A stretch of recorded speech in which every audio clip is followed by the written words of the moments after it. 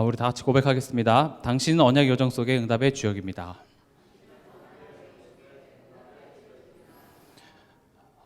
이번 한 주간 잘 지내셨습니까?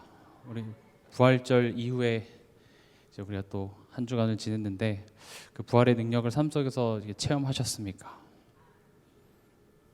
표정이 좋으신 분도 있고 좋지 않으신 분들도 있는데, 그래서 치유 전도학교가 있는 겁니다.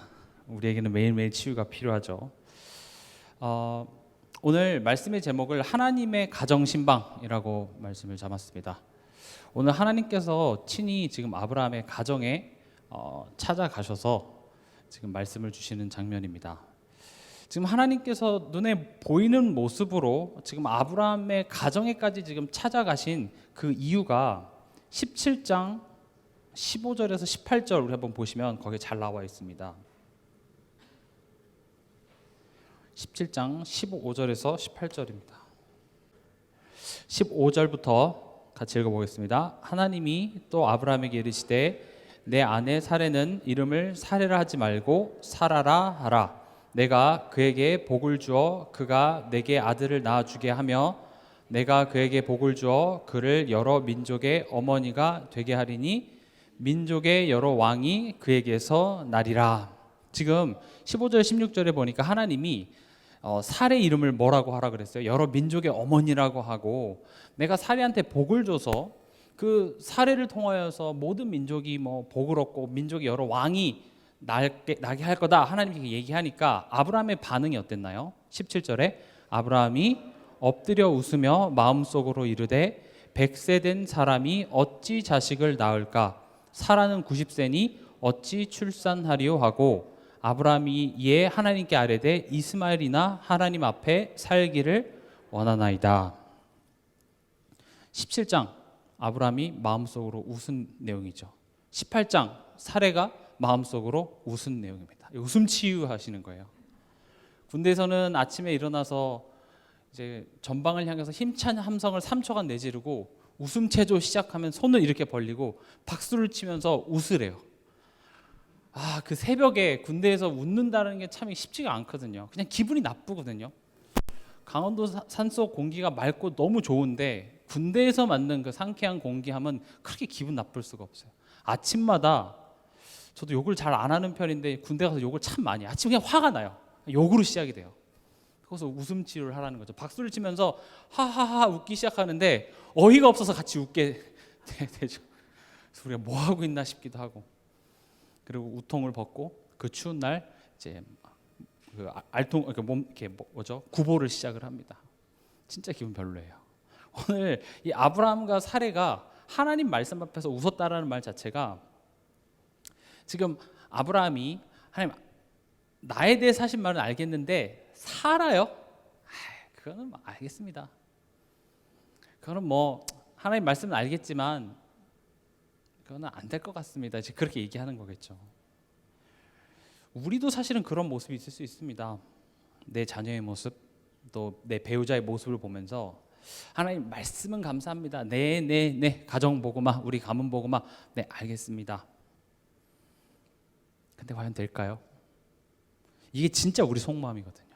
마음으로 웃었다라는 거, 내 마음으로도 이미 안 될 거 알잖아요. 믿지 않는 나의 남편, 나의 아내, 내 말을 듣지 않는 내 자녀의 모습을 보면서 하나님이 내가 너의 자녀를 통하여서, 내가 너의 남편을 통하여서, 내가 너의 가문을 통하여서 하면 네 감사합니다. 그리고 이제 방긋 웃고 그리스도 하고 이제 가는 것이죠. 사실 이거 아브라함 못 믿겠다는 거거든요. 배우자의 모습, 내 가정 구성원들의 모습을 보면서 그 불신앙을 하나님은 아시는 것입니다. 그래서 오늘 우리가 읽은 본문에는 하나님께서 사라에게 직접 찾아오셔서 신방하시는 그런 장면입니다. 이 아브라함의 생애를 계속 보면 하나님의 목적은요, 너가 나를 잘 믿고 너가 나를 기쁘게 하면 내가 거기에 대한 대가로 너한테 아들 줄게, 또는 내가 가나안 땅이라는 아주 목 좋은 곳을 내가 떼어줄게, 지금 그런 차원이 아니죠. 근데 우리의 신앙의 모습이 그런 경우가 참 많습니다. 믿음을 그런 식으로 오해해요. 왜냐하면 우리에게는 종교성이라는 것이 있기 때문에 그렇습니다. 모든 사람은 그런 종교성을 가르쳐주지 않아도 다 가지고 있습니다. 어떤 신이라는 존재를 내가 기쁘게 하고 그를 만족시켜서 내가 원하는 것을 얻어내는 것. 그래서 어떤 힘든 상황 속에서도 내가 그를 감격시켜야 되기 때문에 내가 그걸 버티고 참아내는 것이죠. 그럼 거기에 대한 보상이 반드시 올 것이라는 것을 믿는 것. 그럼 내가 지금 기분이 좋지 않고 내 상황이 내가 원하는 대로 흘러가지 않으면 내가 뭔가 하나님을 화나시게 했나? 하나님의 마음을 불편하게 해드렸나? 이제 그걸 자꾸 찾게 되는 거죠. 근데 애초에 하나님은 아빠 아들 하자 이거예요. 딸 아빠 이거 하자는 거죠. 내가 지금 아들 주는 것, 땅 주는 것 이거보다 나는 더 큰 것도 더한 것도 내가 너한테 해줄 수 있는 내가 너의 하나님이다. 지금 그걸 자꾸 얘기하잖아요. 너가 그런 나를 알고 나를 아버지로 알고 내가 너의 인생을 친히 이끌고 있다라는 내가 너의 선한 목자임을 너가 알아서 그것 때문에 평안하고 그것 때문에 기쁘기를 바라는 게 지금 이 아브라함의 인생의 전체 지금 하나님이 지속적으로 말씀하시고자 하는 목적이며 이스라엘이 광야길을 가는데 그 광야를 가는 이스라엘에게 하시는 하나님의 목적이며 또 이 성경을 읽고 있는 우리에게 하시는 하나님의 음성입니다. 우리에게는 그런 종교성이 없는 것 같습니까? 우리에게도 있어요. 우리는 하나님을 기쁘시게 할 수 없습니다. 뭘 해야 하나님을 기쁘시게 할 수 있을까요? 불가능하죠. 근데 하나님이 우리를 자녀 삼아 주셔서 자녀를 삼았다라는 건 뭐죠? 그 자녀의 존재만으로도 내가 기쁨을 받겠다는 겁니다. 내 자녀가 밖에 일 나가가지고 몇 천만 원 벌어서 나에게 그 현찰다발을 안겨주면 물론 기쁘죠. 기분 나빠서 돈을 찢진 않겠지만 얘가 나가서 사고를 친다고 해도 내 자녀의 존재만으로 나에게 기쁨이 되듯이 하나님은 그리스도를 통하여서 우리의 존재를 하나님의 기쁨으로 설정을 딱 해놓으셨어요. 우리가 하나님의 자녀가 됐다는 건 거기서부터 시작되는 거예요. 나의 존재만으로도 하나님은 우리를 기뻐하시죠. 근데 이제 하나님도 우리에게 말씀하시는 거예요. 내가 너의 기쁨이 되길 바래. 다음 시간에도 좀 말씀드리겠지만 성경은 지속적으로 하나님을 사랑하라고 얘기를 합니다. 근데 이게요, 잘못 이해하면 뭔가 너가 나를 사랑하면 거기에 대한 대가로 내가 너에게 복을 줄게 이렇게 생각하는데 그런 이야기가 아니에요. 쉽게 풀이하면 너가 나를 알잖아? 그럼 너는 나를 사랑할 수밖에 없을걸? 이걸 얘기합니다. 나한테 쥐꼬리만큼 주고 이것만으로 지금 생색 내시는 게 아니라 우리가 상상한 것보다 지금 더한 것들을 주시면서 너가 나를 알면 너가 나를 사랑하지 않을 수 없어 이렇게 얘기를 해요. 어린 자녀에게 부모는 어떤 느낌이죠? 내가 슈퍼에 가서 뭘 먹고 싶었는데 2,000원짜리, 3,000원짜리 이런 거 사주면 부모가 최고입니다.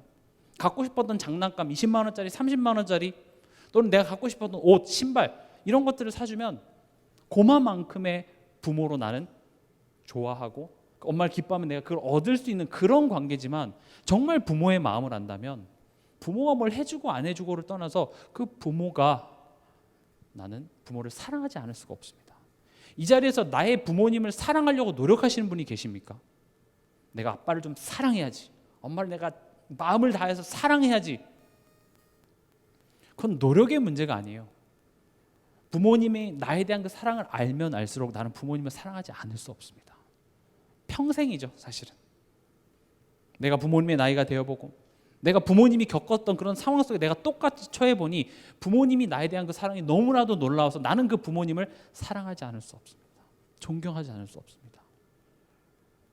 하나님 지금 우리에게 무리한 요구를 하는 것이 아니라 하나님은 지금 천을 주고 우리에게 0.1만큼의 나의 마음을 안다면 넌 나를 사랑하지 않을 수 없을걸. 지금 계속 그렇게 얘기하고 있어요. 지금 아브라함의 여정 속에 하나님 그거 하는 거예요. 나 너랑 대화하고 싶어. 너가 나의 기쁨인 것처럼 내가 너의 기쁨이기를. 그 관계예요. 그거 회복하려고 예수님이 이 땅에 오셔서 십자가에 죽으시고 부활하신 것입니다. 우리 성도에게 있어서 그 본질이 그 코어가 갖춰져 있지 않으면 그 어떤 것도 다 쌓아놓고 결국은 허무함 찾아오고 공허함 찾아오고 그래서 또 다른 것으로 만족을 하려고 해요. 우리의 신앙생활의 본질은 하나님으로 만족하고 하나님으로 충분해지는 그 자리에 가야 되는 겁니다. 그걸 우리 보고 지금 당장 해내라는 것이 아니라 그 여정을 하나님이 함께 살자는 거예요. 함께 동행하자는 것입니다.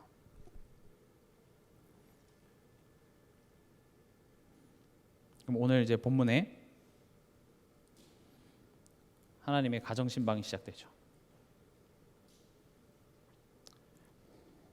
오늘 18장 1절에 보면 여호와께서 마므레 상수리 나무들이 있는 곳에서 아브라함에게 나타나시니라. 날이 뜨거울 때에 그가 장막 문에 앉아 있다가. 하나님이 참 센스가 없으시죠. 왜 하필 날이 가장 뜨거울 때 하셨을까요? 그렇죠?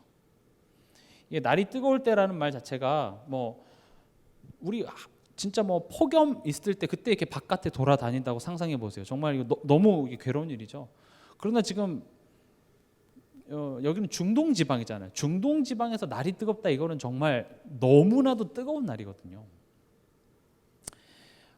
저 같았으면 좀 선선하고 이렇게 방문하기 좋을 때 찾아갈 것 같은데 날이 뜨거울 때 간 거죠. 제가 미국에 있었을 때 이제 저는 캘리포니아에서 한 1년 반 정도 있었는데 이제 제 동생이 캘리포니아 위쪽에 보면 데스밸리라는 곳이 있습니다. 그 이름 지역도 데스밸리, 죽음의 계곡이에요. 어디 사세요? 죽음의 계곡에 삽니다. 근데 그게 진짜 지역 이름이에요. 왜 데스밸리냐? 거기 온도가 정말 살벌합니다. 온도가 진짜 섭씨 40도는 그냥 쉽게 올라가요. 그래서 이게 차에다가 무슨 선 같은 거를 대낮에 이렇게 해놓고 앞에 유리에다 뭘 막지 않으면요, 그 검은색 선이요 다 녹아버려요. 그 정도로 진짜 뜨거워요. 그럼 여러분 상상해 보세요. 그렇게 햇볕이 쨍쨍 내리쬐고 뭐 여기야 그늘도 있고 덥다 우리 카페에 들어가자, 에어컨 바람 쐬자, 이렇게 할 수 있지만 이 중동 지방엔 그런 게 있습니까? 그늘이 없어요. 그런 아주 무더운 날 우리의 상태는 어떨까요? 굉장히 무기력하고 멍하고, 더위 먹었을 때 어떻게 돼요? 여러분 정신이 가장 맑던가요? 아니죠. 더위 먹으면 정말 아무것도 하기 싫어요. 모든 게 다 짜증납니다. 하나님은요, 날이 뜨거울 때에 아브라함에게 찾아가셨습니다. 우리가 살아가다 보면 우리의 신앙이 때로는 이렇게 무기력할 때가 있습니다. 권태기 같은 그런 시절을 지나갈 때가 있어요. 그때 하나님께서는 아브라함의 가정을 신방하셨다라는 것입니다. 하나님은 내가 잘하고 있을 때 그때 나를 기뻐서 내게 찾아오시는 것이 아니라 오히려 내가 가장 무기력하고 힘들고 못 믿겠다고 하는 그때에 하나님께서는 나를 찾아오시는 것입니다. 그때 아브라함의 반응은 어땠을까요? 2절에서 8절에 보면, 특히 3절을 한번 볼까요? 이르되 내 주여 내가 주께 은혜를 입었사오면 원하건대 종을 떠나 지나가지 마시옵고. 지금 하나님이 눈에 보이는 모습으로 아브라함에게 찾아가셨습니다. 우리에게 따지면 눈에 보이는 모습으로 이 땅에 오신 분이 누구예요? 그게 바로 예수 그리스도죠. 성육신이라고 합니다. 하나님이 말씀이 육신이 되어 우리 삶 속에 찾아오시는 겁니다. 머리로는 알겠는데 내 마음으로 되어지지 않는 나의 인생에, 나의 현장에 누가 찾아오셨어요? 육신의 몸을 입고 그리스도께서 찾아오신 것입니다. 아브라함은 여기에 뭐라고 반응하죠? 저는 그 은혜를 힘입기 원합니다. 그게 관계여야 돼요. 하나님의 은혜 없으면 안 됩니다. 그리스도 아니면 안 됩니다. 아브라함은 지금까지 걸어온 여정 속에서 뭐 하나 지금 확실히 알았냐면, 나에게 아무런 실력이 없다는 것을 알게 됩니다.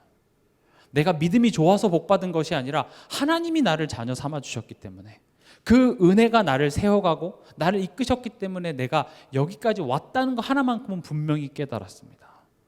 그래서 어린 양을 각을 떠서 죽이고 피를 흘려서 이렇게 죽지 않고서는 나는 답이 없다라는 것을 아주 철저하게 깨닫고 있는 아브라함이죠.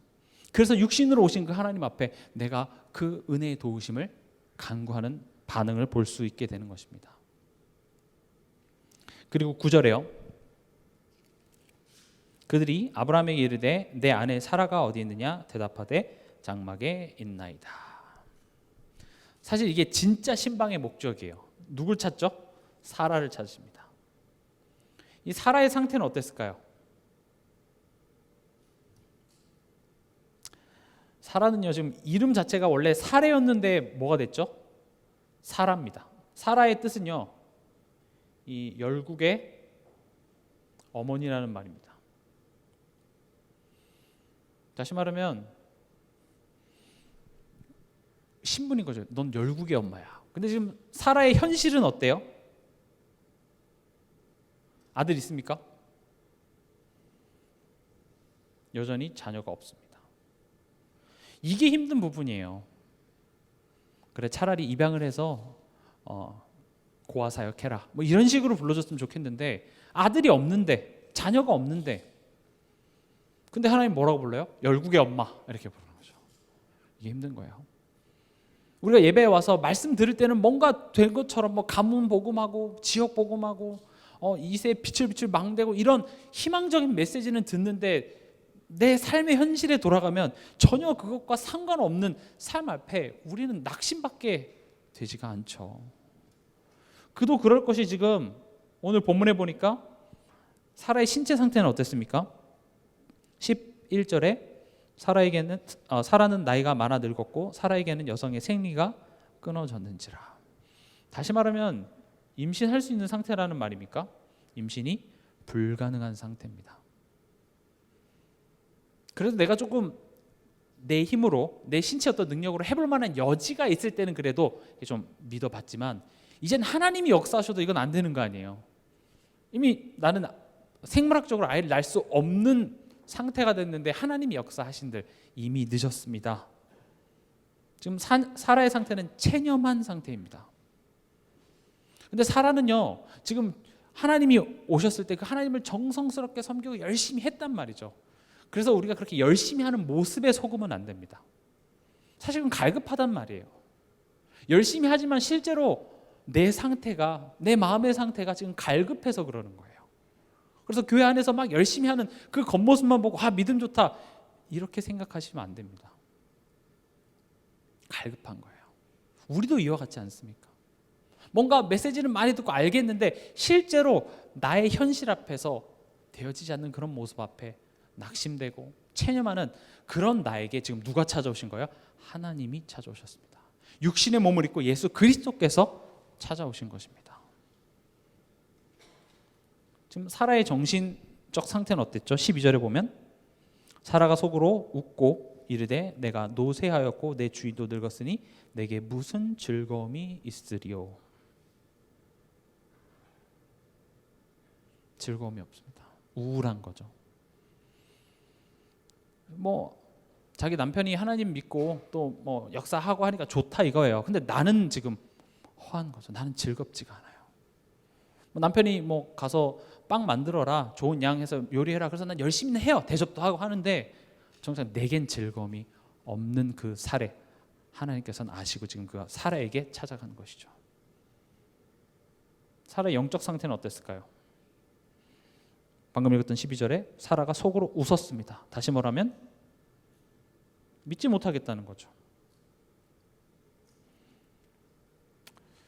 지금 믿지 못함을 꾸짖는 게 아니라 믿을 수 없는 것이 어찌 보면 그게 정상이에요. 왜냐? 모든 사람은 죄인으로 태어났기 때문에 죄인은요, 알려줘도 알아들을 수 없고 믿으라 해도 믿을 수가 없는 것이 죄인입니다. 우리가 믿어진다는 건 제가 오늘 새벽에도 말씀드렸지만 굉장히 비정상입니다. 모든 사람이 못 믿는 게 당연해요. 그게 어떻게 믿어져요? 이성적으로 조금만 생각해봐도 믿는다는 건 굉장히 이상한 겁니다. 비상식적인 것이죠. 그러나 내가 믿어진다는 것은 이건 하나님의 은혜고 하나님의 간섭이며 하나님의 역사함이라는 거죠. 지금 사라가 이렇게 못 믿어서 벌을 줘야 되겠다 지금 이렇게 얘기하시는 것이 아니라, 그렇게 못 믿을 수밖에 없는 사라에게 누가 지금 찾아가시는 겁니까? 하나님이 찾아가시는 것입니다. 우리의 신앙생활은요, 이렇게 믿지 못하는 나의 민낯이 드러나는 그런 나의 연약한 모습을 마주하는 게 우리 신앙생활입니다. 하나님은요, 이런 우리의 연약한 믿음 없음을 드러나게 하시고 우리로 하여금 그것을 마주하게 하시고 치유케 하시죠. 우리가 복음을 처음 이렇게 막 듣고 깨달았을 때는 지식적으로 내가 몰랐었어요. 우리 가문에 이런 저주와 재앙이, 이게 사실은 하나님 떠남으로부터 시작됐고 결국 이게 사단이 결박되지 않으면 안 되고 예수 그리스도께서 십자가에서 다 이뤘고 그걸 믿으면 해방된다라는 어떤 영적인 지식을 내가 몰랐다가 알았을 때는 굉장한 기쁨이 있었습니다. 왜냐하면 알게 됐거든요. 그리고 그런 것들이 이제 이해가 되기 시작했거든요. 그럼 내가 복음을 이만큼 깨달으면 집에 돌아가면 요만큼 깨달은 것에 대한 보상이 기다릴 줄 알았는데 뭐가 있습니까? 아무것도 변하지 않는 현실이 있는 거죠. 머리로는 알겠어요. 지식으로는 잘 들었어요. 심지어 내가 불신자들한테 구원의 길, 복음 메시지 아주 잘 전할 수도 있는데, 알겠는데, 그럼 요만큼 깨달았으면 거기에 대해서 하나님이 보상을 줘야 되는데, 나의 매일매일 신앙생활을 보면 그것조차도 못 믿는 나의 모습이 자꾸 드러나는 거죠. 정답들은 우리가 너무나도 잘 알잖아요. 오직 예수고 그리스도가 다 끝냈고 그 한 분만으로 만족해야 되는 어떤 그런 요구들은 알겠는데, 지옥 가냐 천국 가냐 그게 흔들리는 게 아니라 그냥 저 사람이 나한테 한 그 말 하나에 내가 되게 서운해요. 그렇죠? 그냥 오늘 일어나는 그런 사건 사실 지나고 나면 별거 아닌데 그냥 내 자존심이 상하고 그냥 내 속이 상하고 그런 것 때문에 내 믿음이 흔들리는 나의 모습을 보는 게 여간 불편한 일이 아닙니다. 난 왜 이거밖에 안 되지?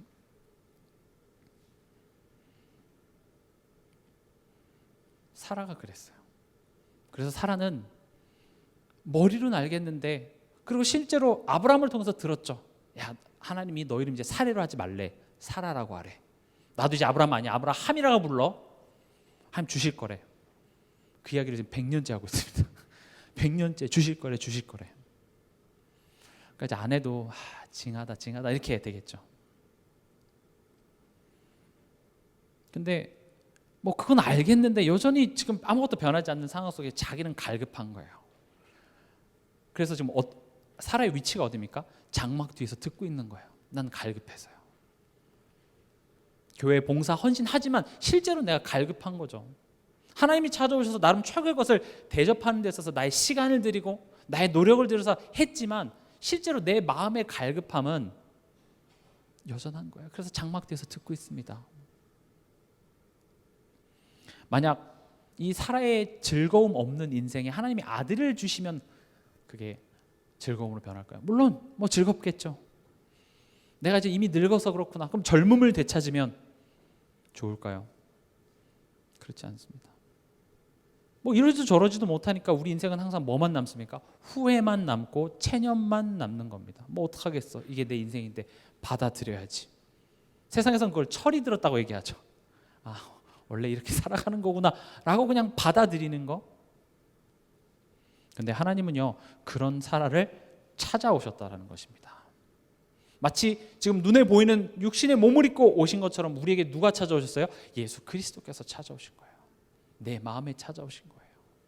내가 그렇게 많이 들었지만 또 삶 속에서 무너지고 못 믿겠다고 하고 하나님한테 고함 지르는 내 인생에 지금 누가 찾아오셨냐? 하나님이 찾아오셨다고요. 창세기에는 하나님이 얼마나 우리를 감동시키고 너에 대한 나의 사랑을 나타내시기 위해서 하나님이 얼마나 열심인지를 너무 적나라하게 나타나고 있어요. 믿음을 조건으로 걸지 않습니다. 네가 믿으면 내가 복 주고 네가 못 믿으면 내가 네 벌할 거야. 우리에게 애초에 믿음 없는 걸 안 되니까요. 너가 죄인인 걸 알아. 그래서 내가 도와주지 않으면 안 돼. 그걸 하나님 계속 말씀하시면서 하나님 지금 사라에게 찾아오셨습니다. 사라를 치유하시는 하나님입니다.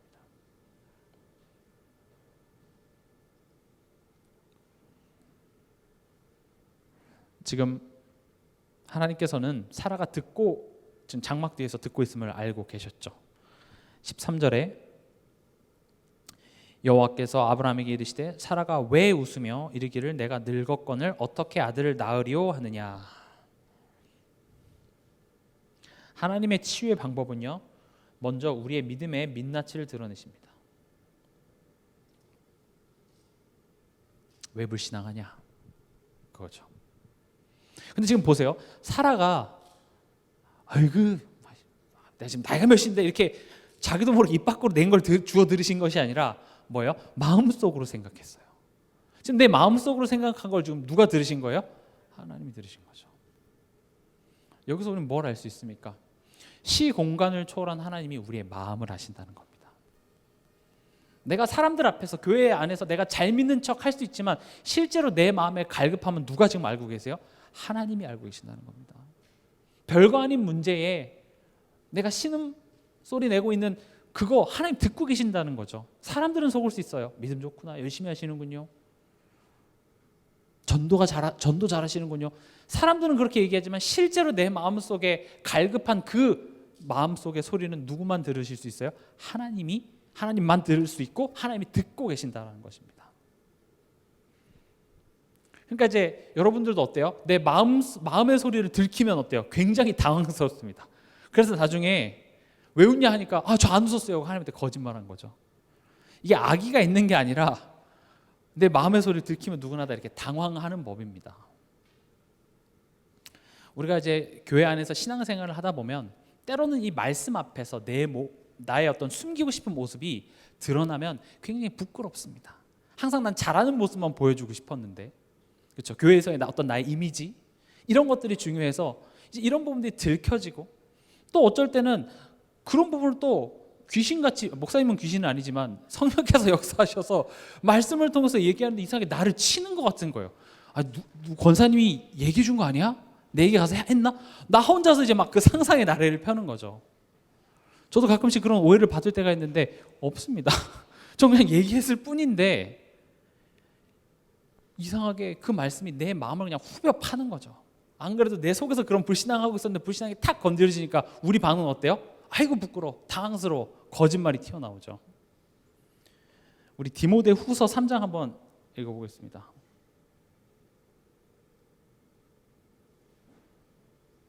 디모데 후서 3장 15절에서 17절입니다.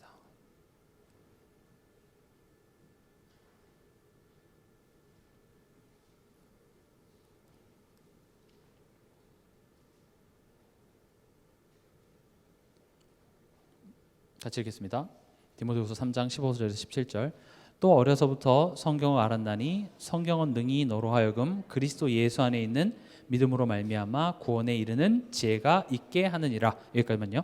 성경은요, 복음 몰랐던 불신자에게는 예수 그리스도 안에 있는 믿음으로 말미암아 구원에 이르는 그 복음의 능력이 있고요. 16절 17절도 읽어볼게요. 모든 성경은 하나님의 감동으로 된 것으로 교훈과 책망과 바르게 함과 의로 교육하기에 유익하니 이는 하나님의 사람으로 온전하게 하며 모든 선한 일을 행할 능력을 갖추게 하려 함이라. 아멘. 말씀에는요, 교훈도 있지만 동시에 뭐가 있습니까? 책망과 바르게 함이 있습니다. 그래서 때로는 이 말씀이 내게 아프게 다가올 때가 있어요. 나의 그 아픈 곳을 칵 찌를 때가 있다는 거죠.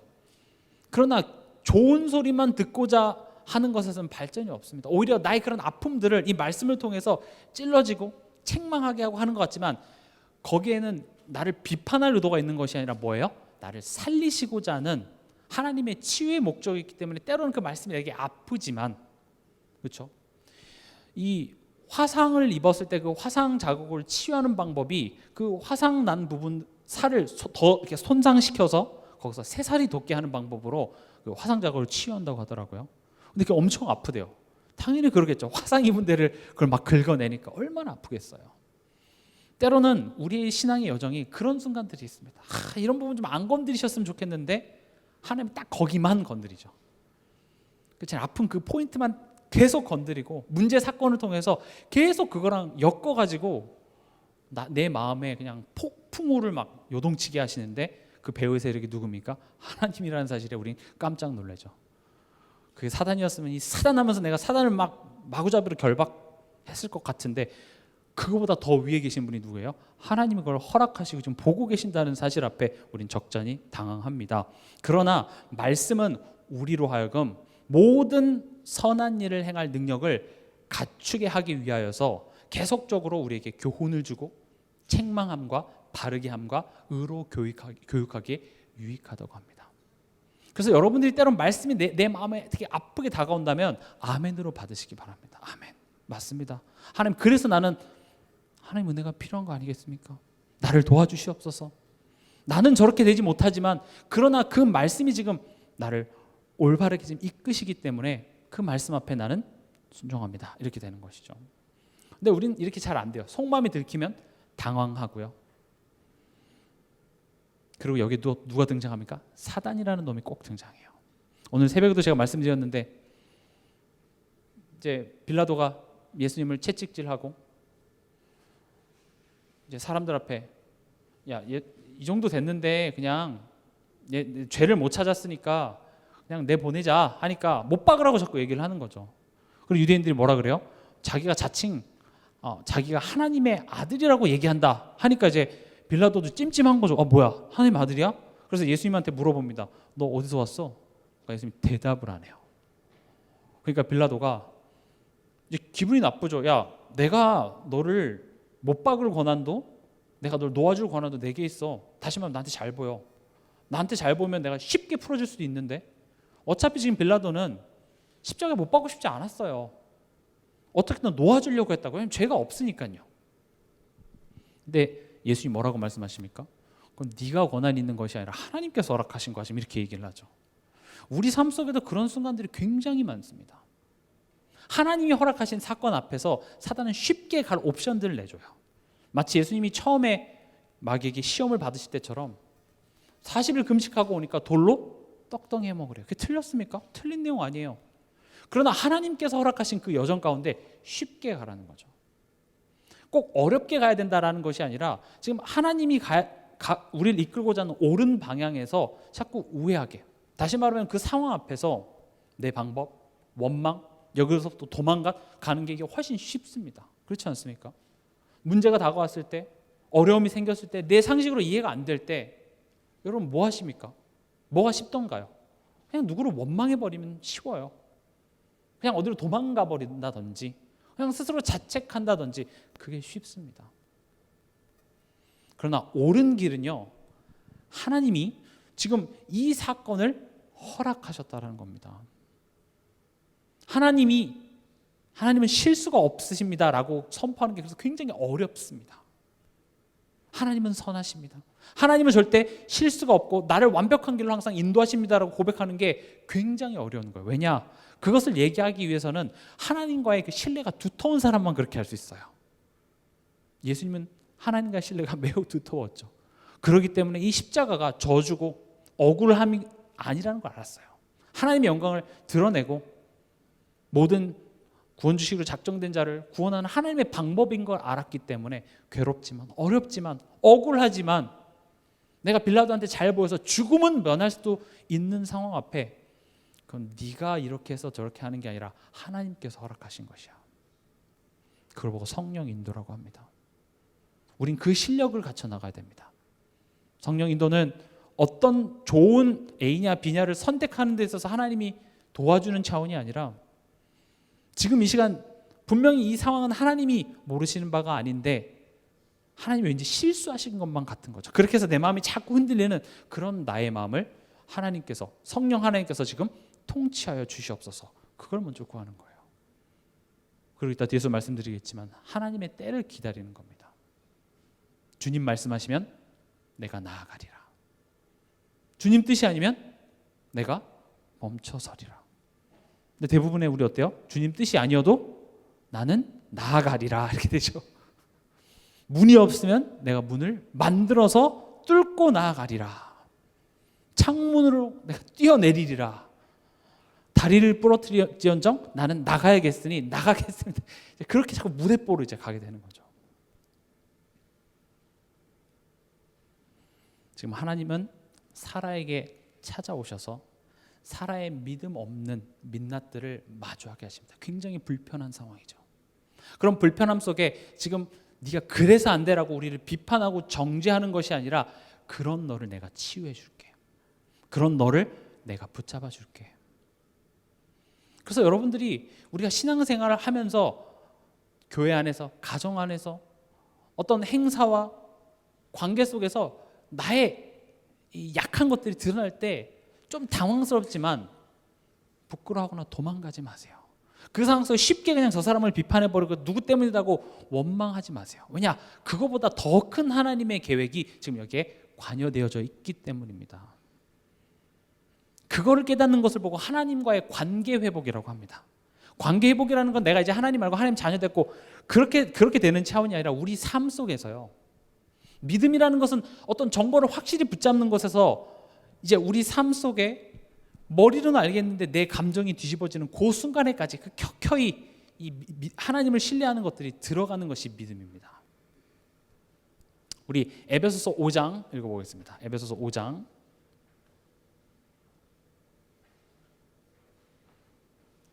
11절에서 14절입니다.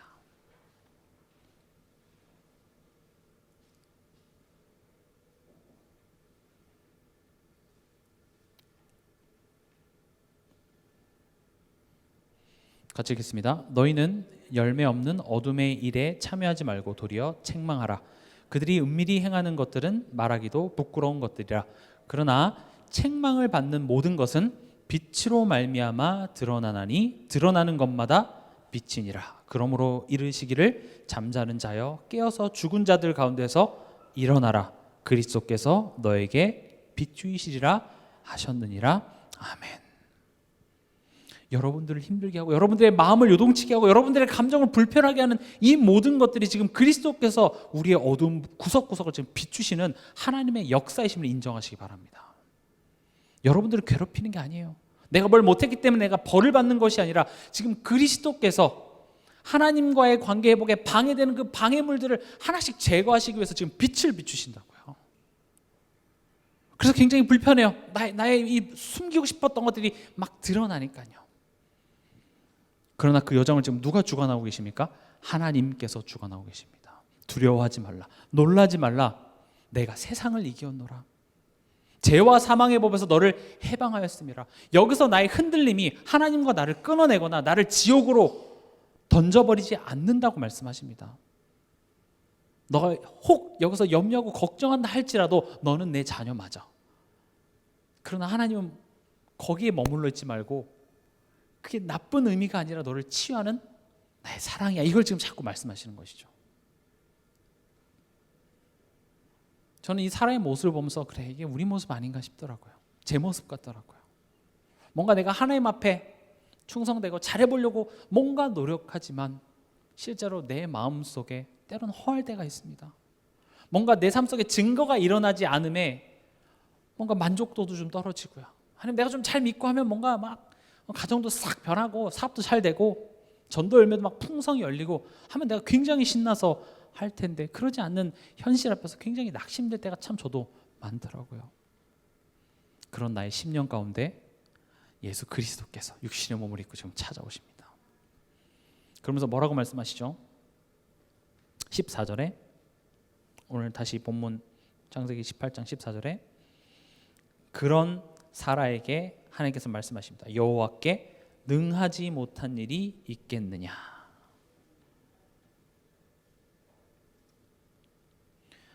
하나님의 사역의 공식은 항상 그렇습니다. 우리의 연약한 우리의 믿음의 실제를 드러나게 하시고 그리고 하나님은 자기 자신을 소개하십니다. 여호와께 능하지 못한 일이 있겠느냐. 다시 말하면 너가 내가 누군지를 모르는구나 이렇게 얘기합니다. 내가 그거보다 더한 것도 해줄 수 있어. 그런 내가 너의 하나님이야. 하나님은 지금 자꾸 하나님을 소개하십니다. 우리 신앙생활에 있어서 우리가 갈등하고 힘들고 어렵고 낙심하는 이유는 하나님을 몰라서 그래요. 지식적으로 모르는 것 그거 말고요. 어떤 하나님인지. 제가 앞서 설명드렸다시피 우리가 하나님을 사랑해야 축복받는 것이 아니라 정말 하나님을 안다면 우리는 하나님을 사랑하지 않을 수 없습니다.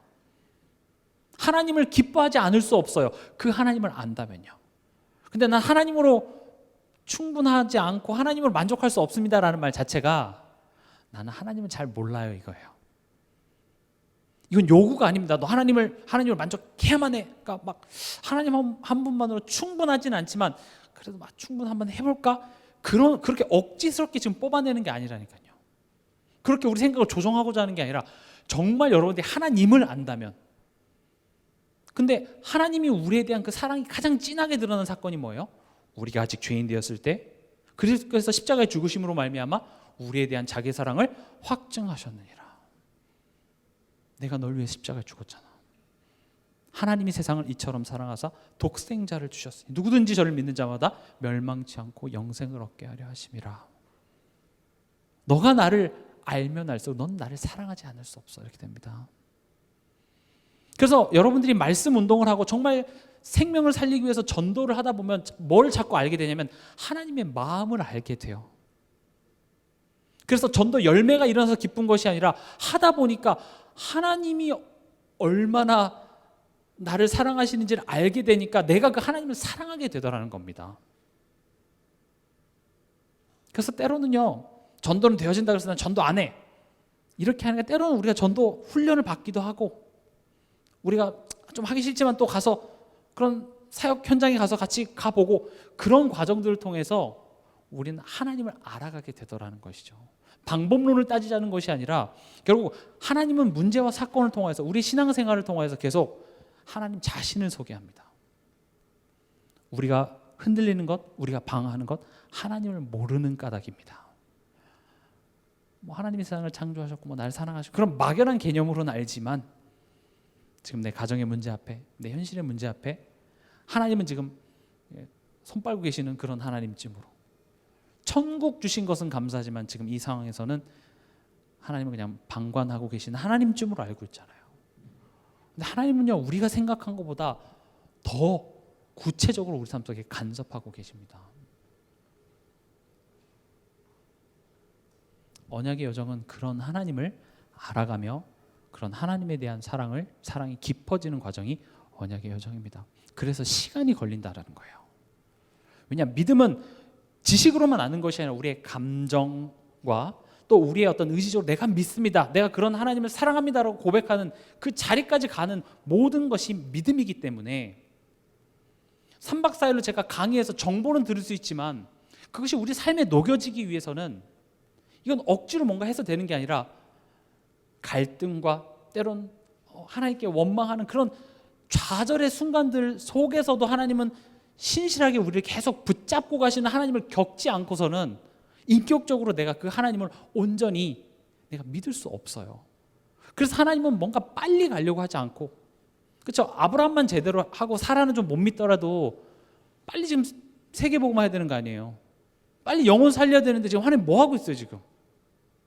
그렇죠? 왜 100년을 기다리냐고요?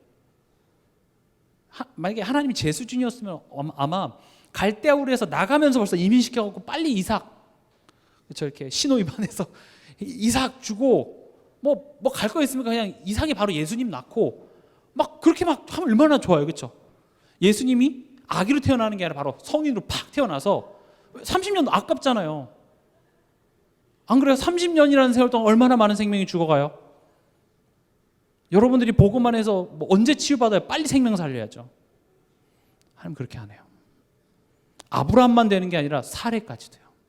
하나님은 부부를 한 몸으로 봤습니다. 아브라함 니만 해서 되는 거 아니야. 사례도 할 거야.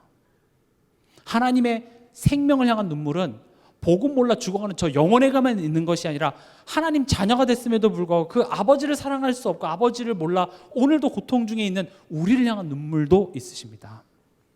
급하다면 빨리 내가 그 하나님을 더 알아가기 위해서 내가 더 그리스도를 붙잡고 하나님의 은혜를 사모하는 자리로 가야죠.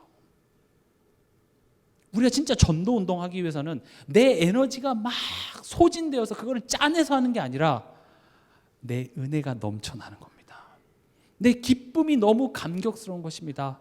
교회 생활은 의무가 아니라 의무적으로 헌금하고 의무적으로 와서 봉사하고 의무적으로 목사님이 오라니까 하는 게 아니라 관계라고요. 그래서 지난번에도 말씀드렸잖아요. 남편이 아내에게 꽃 선물을 주면서 당신은 나의 이렇게 멋있게 고백하면 얼마나 좋아요. 웬 꽃이야? 네가 사오래매. 이러면 이제 분위기가 확 깨는 거죠. 네가 사오래매. 관계에서 그런 게 있을 수 없습니다. 헌금을 드리면서 목사님 하래매 이렇게 그렇게라도 축복 받으시면 좋지만 애초에 그런 차원이 아닌 거예요. 내가 요전도회 회장이니까, 내가 교구장이니까 그런 게 아니라 너무 감사한 거예요. 내가 하나님 알아가면 알아갈수록 내가 너무 하나님께 감사해서 내가 드릴 것이 없는 거야. 나의 시간을 드리고 나의 정성을 드리고 그걸 드리면 하나님 그런 어떤 교환적인 게 아니라는 것이죠. 이 본문 아래장에 보면 이제 소돔과 고모라에서 의인 몇 명 가지고 아브라함이 딜을 하는 장면이 나옵니다. 저는 이 장면을 묵상하면서 참 놀라웠습니다. 저는 하나님에 대한 이미지가 어떤 이미지냐? 아버지라면서요. 그럼 뭔가 우리 대한민국의 어떤 가부장적인 어떤 그런 아빠, 권위 있는 아빠 이런 것만 생각이 되니까 말하는데 거기에 토를 달면 벌을 내리시고 재앙을 내리시는 그런 하나님일 줄 알았는데 아브라함이 지금 장난하는 것도 아니고 100명 그렇게 100명, 아니 50명 하나님 45명? 그래 45명 40명? 40명 30명? 30명 이쯤까지는 할 수 있는데 또 뭐라 그래요? 20명? 이쯤 아브라함 그만해 장난해 지금? 이렇게 했을 것 같은데 결국 어디까지 깎습니까? 10명까지요. 지금 하나님의 모습이 어때요? 우리와 딜을 하세요. 제가 이걸 설명하기 위해서 이번 한 주간 제가 말씀 운동 현장에서 이런 예화를 들었습니다. 자녀를 영어를 잘하게 하기 위해서 굉장히 조금 수준 높은 어떤 그런 영어 학원에 보낸 거예요. 근데 이 자녀가 너무 힘든 거죠. 너무 힘들고 너무 고난인 거예요. 매일 내 수준에도 맞지 않는 그 영어 학원을 간다는 게 너무 고통스러운 거죠. 그래서 생각을 합니다. 그래, 내가 엄마를 기쁘시게 해서 이 고난을 면하게 해야지. 그래서 아침마다 일어나서 뭘 합니까? 빨래를 하고 청소를 하고 설거지를 하니까 얘가 왜 일어나 싶어서 네 용돈 필요해? 아니, 엄마, 내가 엄마를 기쁘시게 해드렸으니 이 학원이라는 고난을 내게서 물러가게 해 주시옵소서. 시작부터 틀렸죠.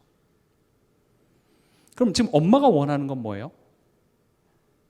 아들이 와서 엄마, 내가 이거 학원 가긴 가야 되는데 이게 좀 나한테 너무 어려운 것 같은데 좀 이렇게 쉬운 거 가면 안 될까? 그렇게 자녀가 와서 얘기하는데 어떤 부모가 쓸데없는 소리 하지 말고 막 몽둥이로 두드려 팹니까? 아니죠. 좀 힘들어? 그러면 이번 주까지 한번 다녀보고 다음 주부터는 좀 쉬운 대로 한번 바꿔볼까? 자녀가 부모에게 와서 엄마, 나 이번에 시험 잘 보려고 했는데 난 수학이 좀 약한 것 같은데 이거 좀 이렇게 도움을 받을 수 없을까? 지금 자녀가 내게 와서 내가 지금 자녀에 대한 그 마음에 대해서 자녀가 지금 반응하는 거가 부모는 기쁘죠. 그런 자녀의 모습에 기분 나쁘신 부모 계십니까? 없어요. 지금 하나님 그거 하시는 거예요. 하나님은요, 때로는 우리와 딜을 해주셔요. 하나님, 이 사건, 이 문제, 하나님이 나를 골탕 먹이려고 준 게 아니라, 벌로 준 게 아니라 하나님이 나를 치유하시고 나를 세우시기 위해서 허락하신 건 알겠는데 하나님 너무 힘들어요. 그럼 하나님이 거기에 대해서 참아, 그렇게 안 합니다. 힘들지? 이 문제 또한도 내가 해결할 수 있는 나라는 걸 너가 지금 알고 내게 온 것 그 자체가 기쁜 거예요. 기도하면 응답받는다는 차원이 아니라 예수 그리스도의 이름으로 지금 너가 나와 소통한다라는 것, 이 문제를 허락한 자가 나이고 이걸 해결할 수 있는 자도 나임을 네가 인지하고 지금 너가 나와 얘기하고 있잖아. 하나님은 거기에 관심이 있다고요. 하나님은 내가 신이고 너네는 나를 섬기는 대상, 이거 하는 게 아니라 아빠하고 아들 하자는 거예요. 그래서 딜을 합니다. 하나님 50명, 그래 50명. 45명이요, 그래 45명. 사실요, 우리가 이러지 않아도 하나님은 매번 여러분들에게 속습니다. 속아주십니다. 뭐라 그러죠? 하나님, 다음부터 잘할게요. 근데 그걸 끝나고 잘 못하잖아요. 여러분 자녀들이 엄마 다음부터 안 그럴게, 정말 그럴 거라고 믿습니까? 또 그럴 거 알아요. 근데 어떻게 해요? 용서해 줍니다. 그렇게 넘어가는 거예요. 그러나 부모는 그 자녀를 이끌고자 하는 그 목적지에 대한 마음은 변함이 없습니다. 난 널 반드시 그렇게 만들 거야. 그러나 지금 자녀가 힘들어 한다는데 그걸 강요하는 부모가 있어요? 없다고요.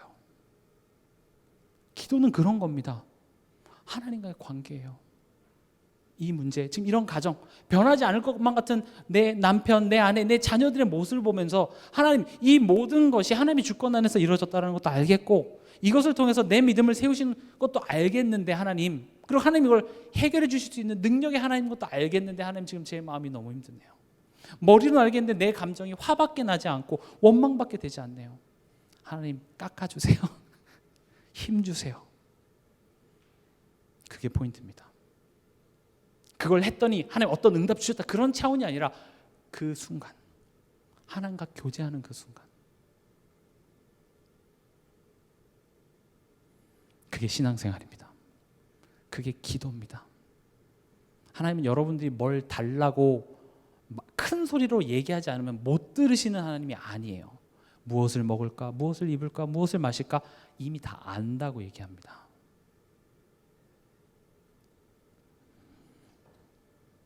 하나님은 그런 사례에게 말씀하십니다. 지금 보면은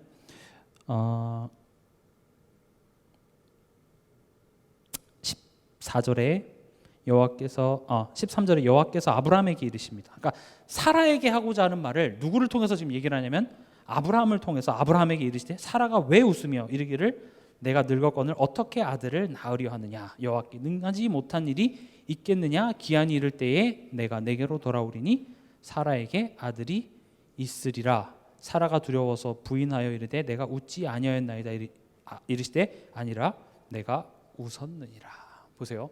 지금 하나님이 아브라함에 얘기하다가 지금 누구에게 갑자기 얘기를 해요? 너 이렇게 얘기하죠. 갑자기 여러분들이 이게 라이브로 TV를 보고 있는데 그 유명 인사가 갑자기 카메라 렌즈를 바라보면서 내 이름을 부르면 어때요? 이게 굉장히 뜨끔하죠. 지금 뭐냐?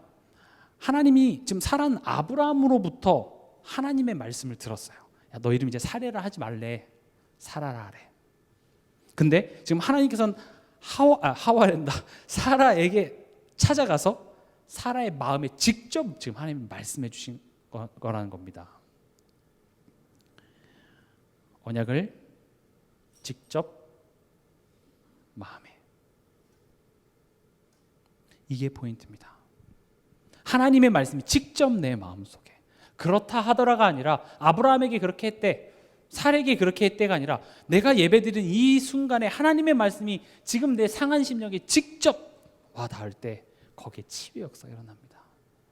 물론 그 와닿을 때 갑자기 뭔가 대단한 것들을 하지 못하지만 그 말씀이 내게 들릴 때예요.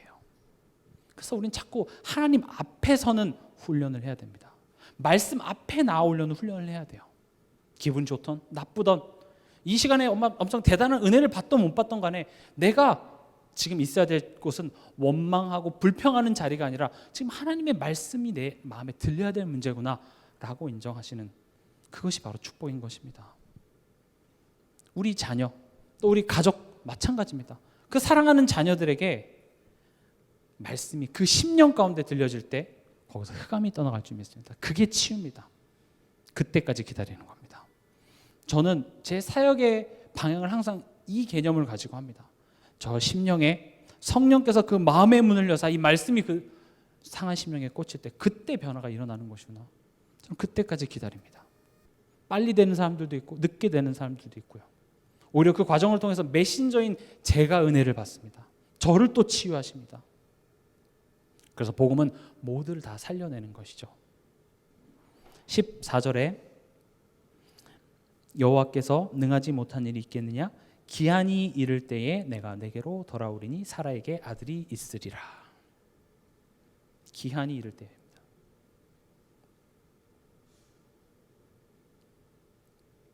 기한이 이를 때에 무슨 말이죠? 하나님의 시간에, 주님의 시간에. 빨리가 아닙니다. 어서 빨리가 아니라 하나님의 가장 완벽한 시간에.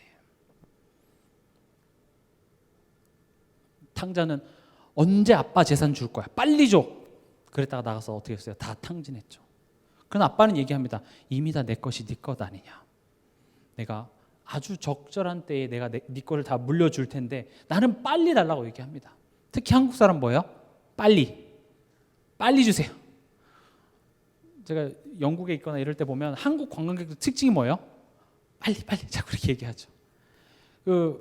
특히 뭐 유럽에 있는 그런 사람들은 저녁 식사를 한 3시간씩 합니다. 밥 주문하면은 가서 첫 주문 받는 데만 해도 벌써 한 20-30분 지나요. 와서 뭐 물어봐요? 뭐 마시겠습니까? 뭐 마신다고 얘기해요. 그럼 우리는 뭐 주시고요, 띵동 벨 눌러서 이거 주시고 저거 주시고 빨리 이렇게 해서 빨리 나와야 되잖아요. 음료 주문하고 한참 기다려요. 그래서 처음에는 인종차별하는 거 아닌가 싶은데 우리만 그런 게 아니라 다 그래요. 거기는 어떻게 해요? 그냥 처음에 식전 음료 나오면 그거 마시면서 기다리죠. 그리고 하나씩 천천히 나와요. 해가 어느덧 깜깜하게 질 때까지 계속 먹습니다. 근데 한국 사람들은 이게 빨리 달라고 하죠. 근데 우리가 하나님과의 관계 속에서도 그런 어떤 한국 사람들의 체질이 좀 영향을 주는 것 같아요. 빨리 주시옵소서. 빨리 내 남편, 빨리 내 자녀. 이번에 내가 WRC가 있는데 그거 참석하면 빨리 어서 속기 막 뒤집어서 엎어갖고 막 수술을 해주시오. 안 바뀌면 안 된다면서. 그러니까 하나님도 한국 사람 좀 힘들다. 한국 놈들은 이거 진짜 하나님의 때를 자꾸 어서 속기 하니까 하나님도 이게 정신없는 거 한국 사람들한테는. 빨리가 아닙니다. 하나님의 때가 가장 완벽합니다. 하나님의 때에는 그 하나님의 시간표에 하나님이 딱 성취하실 때 모든 것이 합력하여 선을 이룹니다. 군더더기가 없습니다. 나도 살고 너도 살고 자랑할 것이 없이 모든 것이 하나님이 하셨다라고밖에 그 은혜를 찬송하는 것밖에 남는 것이 없도록 하나님께서 완벽하게 인도해 가시더라는 거죠. 하나님은 사라에게 지금 그거 말씀하셨어요. 하나님에 대해 네가 급하다고, 지금 너의 현실이 어쩌다고 불신앙할 필요도 없으며 그걸 빨리 달라고 요구하지도 말고 그것을 내가 이를 지어 성취하는 내가 너의 하나님임을 바라보라는 것이죠. 그렇게 하고 사라의 동의를 구하지 않고 그렇게 말씀하시고 가셨어요. 근데 그 말씀이 사라를 치유하더라는 것입니다. 여러분들이 때로는 그런 말씀이 내 마음속에 막 대단하게 인정이 안 돼도 괜찮습니다. 기도하세요. 하나님, 이 말씀이 지금 내 심정에 전달되게 하여 주시옵소서. 이 말씀이 나를 치유하는 능력으로 역사하길 지금 이 시간 성령 하나님의 도우심을 간구합니다. 그래서 제가 이번 주 수요일에도 우리가 항상 예배드리거나 말씀을 읽거나 메시지를 들을 때 뭘 항상 기도하셔야 된다고요? 성령 하나님의 도우심을 구하기 바랍니다. 성경을 많이 읽으면 신학 괴물이 될 수도 있습니다. 그런 지식이 많은 게 부족해서 그런 것이 아니라 이게 나에게 능력이 되고 치유의 능력이 되기 위해서는 성령의 도우심 없으면 성경을 많이 읽지 말라는 것이 아니라 성경을 몇백 독을 해도 그건 나에게 능력이 되지 않습니다. 한 구절을 읽더라도 성령이 그 구절에 역사하시면 어떻게 돼요? 그게 내 인생을 바꾸는 능력이 되는 것처럼 여러분들이 항상 그 성령의 도우심으로 이 말씀이 내게 능력으로 역사하게 해달라고 반드시 기도하시기 바랍니다. 말씀을 마치겠습니다. 하나님의 가정 신방입니다. 하나님은 믿지 못하는 지금 내 현재 상태에 좌절하고 체념하고 있는 열심은 있지만 실제로 내 마음이 허무하고 갈급한 그 사례에게 보이는 모습으로 찾아가셨습니다. 마치 예수님이 육신의 몸을 입고 이 땅에 오셔서 내 인생에 찾아오신 것처럼. 그리고 말씀하십니다. 내가 너의 하나님이다. 내가 너를 십자가에서 구원하였다. 내가 너를 내 자녀 삼았다. 이젠 너가 나를 알고 너가 너의 삶 속에 기쁨이 충만하기를 바란다. 그 여정은 내가 너와 함께 이끌어 갈 테니 낙심하지 말라고 얘기합니다. 우리 매일매일 삶 속에서 좌절하고 힘들어하고 내 마음에 상한 그 현장 가운데 지금도 찾아와서 역사하시는 하나님의 일하심을 우리가 기억하면서 그 은혜의 풍성함이 우리를 치유한다라는 사실을 기억하는 한 주간 되시기 바랍니다.